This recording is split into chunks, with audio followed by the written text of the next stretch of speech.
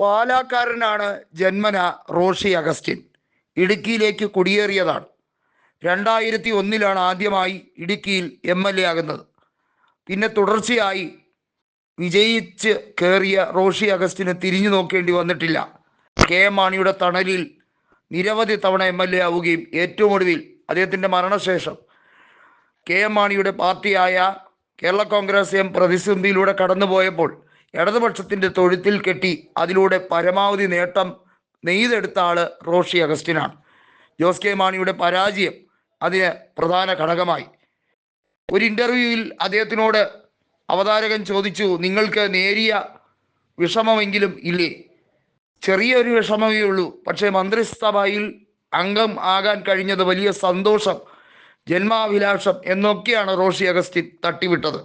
നിലവിൽ കേരള കോൺഗ്രസ് എമ്മിൻ്റെ legislative party leader കൂടിയാണ് റോഷി അഗസ്റ്റിൻ. എന്നാൽ 2026 നിയമസഭാ തെരഞ്ഞെടുപ്പിൽ ജോസ് കെ മാണിക്ക് നിയമസഭയിലെ കുളിര് കൊള്ളണമെങ്കിൽ അദ്ദേഹത്തിന് പാലായിൽ നിന്നാൽ കഴിയില്ല എന്ന് എല്ലാവർക്കും അറിയാം. അതുകൊണ്ടാണ് സ്റ്റിയറിംഗ് കമ്മിറ്റിയിൽ പുതിയൊരു ചർച്ച വഴിത്തിരിവിട്ടിരിക്കുന്നത്. 25 കൊല്ലം ഇടുക്കി മണ്ഡലത്തെ പ്രതികരിച്ച റോഷിക്ക് അവിടുത്തെ ജനപ്രീതി കുറഞ്ഞു വന്നിരിക്കുകയാണ് എന്ന സർവേ ഫലത്തിൻ്റെ അടിസ്ഥാനത്തിൽ അദ്ദേഹം മണ്ഡലം മാറി ജന്മനാടായ പാലായിൽ പോയി നിൽക്കാൻ വേണ്ടിയുള്ള ഒരു ശ്രമം ഒക്കെ ഉണ്ട്.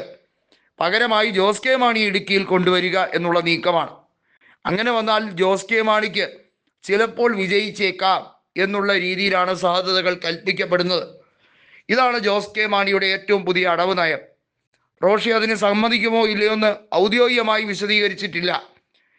റോഷിയോടൊപ്പം ജോബ് മൈക്കിളും സെബാസ്റ്റ്യൻ കുളത്തിങ്കലുമൊക്കെ അടിയുറച്ച് നിൽക്കുമ്പോൾ പാർട്ടിയെ പുലർത്തുമോ എന്നതും കാത്തിരുന്ന് കാണണം. പക്ഷേ നിലവിൽ ജോസ് കെ മാണിയാണെങ്കിൽ റോഷിക്ക് എല്ലാ സ്വാതന്ത്ര്യവും കൊടുത്തുകൊണ്ട് പാർട്ടിയെ പുലർത്തരുത്, തൻ്റെ പിതാവ് തുടങ്ങി വെച്ച പ്രസ്ഥാനത്തെ നശിപ്പിക്കരുത് എന്ന് റോഷിയുടെ കാല് പിടിച്ച് അപേക്ഷിക്കുന്ന രീതിയിലേക്കാണ് ജോസ് കെ മാണി പ്രതിരോധത്തിലായിരിക്കുന്നത്. അതുകൊണ്ട് തന്നെ ജോസ് കെ മാണി കൂടുതൽ കടുംപിടുത്തമൊന്നും പിടിക്കുന്നില്ല.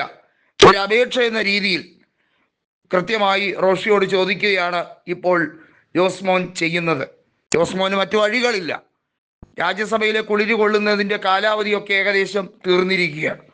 ഇനി വീണ്ടും ഇടതുപക്ഷം രാജ്യസഭയിലേക്ക് കേരള കോൺഗ്രസ് എമ്മിൻ്റെ ഒരു പ്രതിനിധിയായി വിടുമോ എന്നുള്ളത് കാത്തിരുന്ന് കാണണം. പക്ഷേ MLA സ്ഥാനം അത് പോരാടി നേടിയെടുക്കാൻ വേണ്ടി ഇടതുപക്ഷം കൊടുക്കാൻ തയ്യാറായി നിൽക്കുമ്പോൾ എന്തിന് വേണ്ടാന്ന് വെക്കണം? അതാണ് ജോസ് കെ മാണിയുടെ മുമ്പിലെ ഏക വഴി. തിരുവമ്പാടിയിലോ ഉത്തര കേരളത്തിലെ ഏതെങ്കിലും ഒരു മേഖലയിൽ കേരള കോൺഗ്രസ് എമ്മിന് കൊടുക്കുന്ന സീറ്റിൽ എവിടെയെങ്കിലും ഒരിടത്ത് മത്സരിച്ചോ കഷ്ടിച്ചെങ്കിലും ജയിച്ചു കയറാമെന്ന് വിചാരിച്ചാൽ അതിനുള്ള ധൈര്യമൊന്നും ജോസ് കെ മാണിക്കില്ല. ഇടുക്കിയിലാണെങ്കിൽ കുറച്ച് ആളുകളെ പണ്ടുമുതലേ അറിയാം. അതിൻ്റെ ഒരു മേൽവിലാസത്തിൽ ഇടുക്കി ഹൈറേഞ്ച് ഒന്ന് പിടിച്ച് കുലുക്കാം എന്നൊക്കെയാണ് ജോസ് മോൻ കരുതുന്നത്. 2 വാടുമോ ഉണങ്ങുമോ കരിയുമോ ഒക്കെ ഉള്ളത് അവിടെ നിൽക്കുമ്പോഴും ജോസ് കെ മാണി എന്ന വ്യക്തി ഇടുക്കിയിൽ ഇതിനു മുമ്പ് മത്സരിച്ചിട്ടില്ല, ഇതിനു മുമ്പ് പ്രവർത്തനമൊന്നും നടത്തിയിട്ടില്ല. അതുകൊണ്ട് ഇടുക്കിക്കാർക്ക് അദ്ദേഹത്തിൻ്റെ പ്രവൃത്തി പരിചയമൊന്നും കൃത്യമായി സസൂക്ഷ്മം വീക്ഷിക്കാൻ കഴിഞ്ഞിട്ടില്ല. അതുകൊണ്ട് ചിലപ്പോൾ ഇടുക്കിക്കാർക്ക് ഒരു തെറ്റ് പറ്റിയേക്കാം.